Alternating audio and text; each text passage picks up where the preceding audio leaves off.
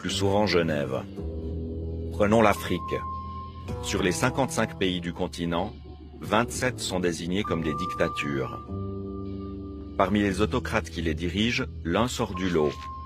Paul Biya, le président du Cameroun. À 86 ans, il règne sur son pays depuis 1982. Réélu 6 fois avec des scores soviétiques, il pourrait briguer un 7e mandat cette année. Paul Biya aime les rives du Léman. Il y vient chaque année depuis près de 40 ans. Son épouse Chantal l'accompagne pour son shopping et pour faire soigner son impressionnante coiffure. Vous n'avez pas trop froid? Non. Non, ça va? Ça va.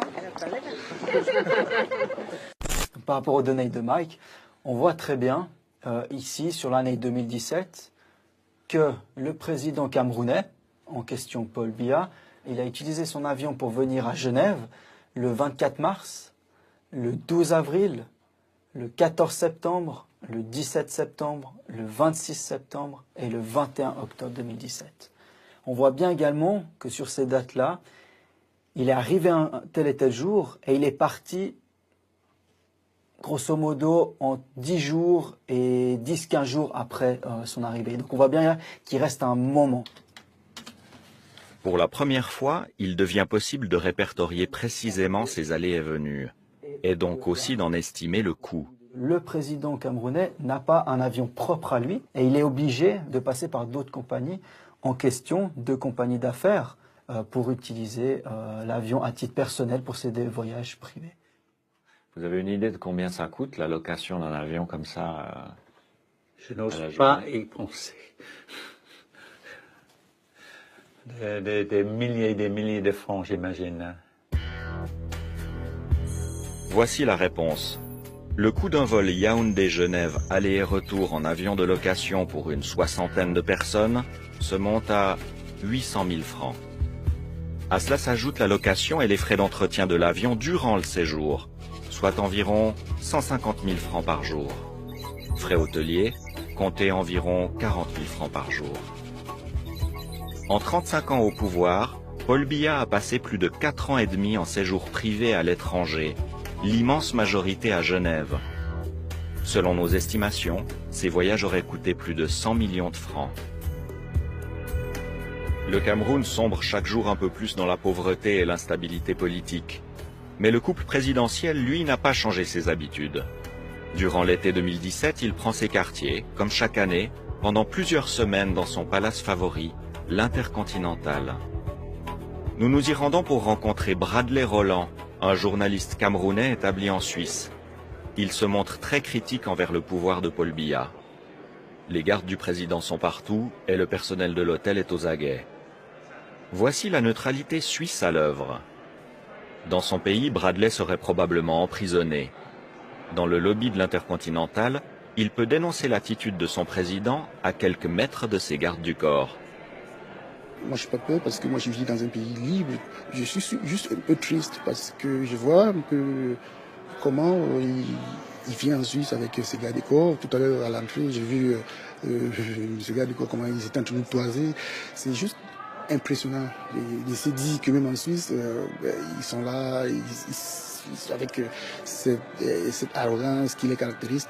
C'est vraiment quelque chose qui peut vous amener à comprendre comment ça passe, comment il se comporte au Cameroun. Comment pouvez-vous expliquer à les personnes normalement constituées que en 2017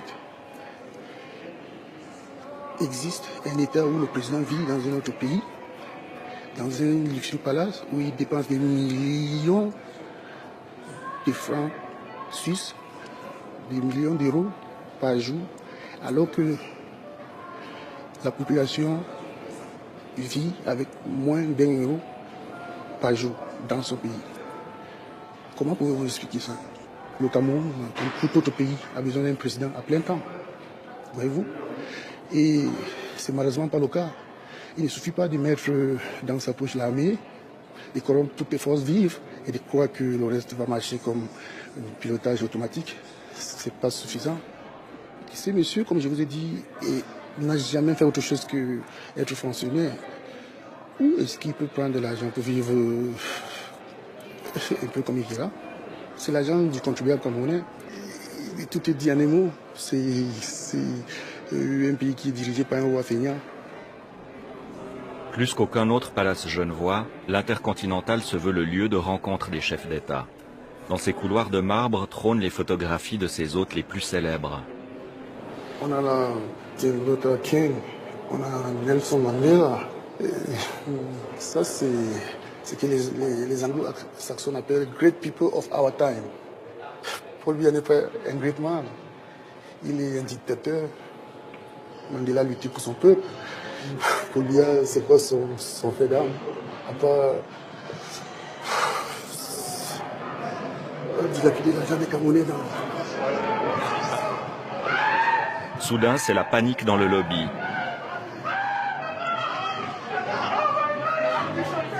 À l'extérieur, des Camerounais viennent crier leur colère sous les fenêtres de leur président.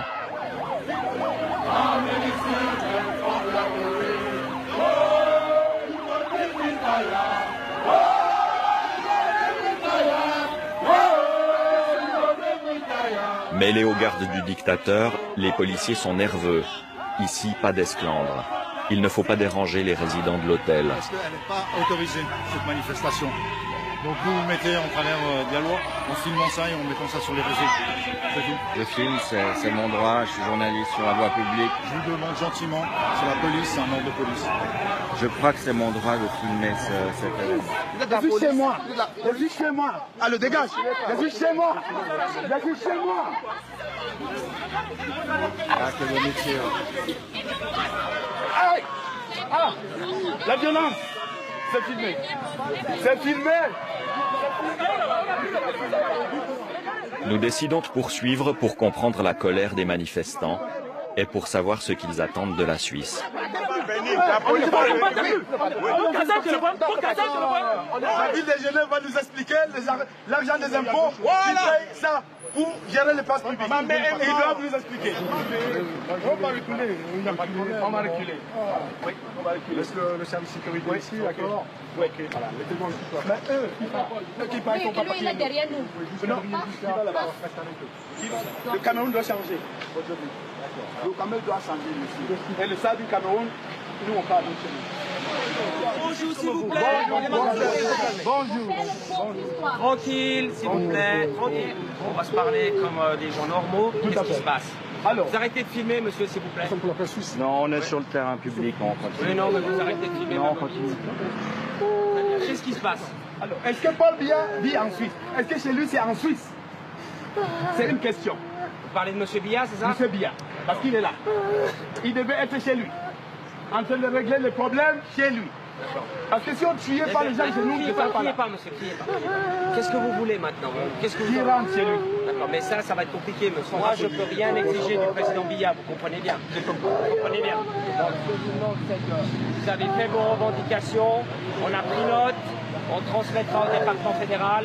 On était déjà là-bas. Voilà, d'accord. On prend note et simplement maintenant, entre gens raisonnables, on vous demande de quitter les lieux. Paul Biya vient aussi. Est-ce qu'il est requérant d'asile depuis 35 ans en Suisse? Ça, c'est la bonne question qu'on pose. S'il est requérant d'asile, qu'on lui montre son permis de séjour. Parce qu'il dirige le Cameroun depuis Genève. Il a 400 personnes avec lui. Payées par les contribuables, payées par l'agent de pétrole de chez nous, la partie anglophone qui l'a plié, qui est en ruine. Et là, on ne peut pas laisser passer ça. Il faut que la Suisse se réveille. Il faut que des Suisses joignent à nous pour dénoncer ça.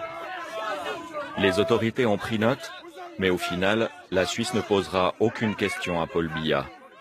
La manifestation ne l'empêchera d'ailleurs pas de revenir à Genève quelques mois plus tard pour prolonger encore sa luxueuse villégiature. Envoyez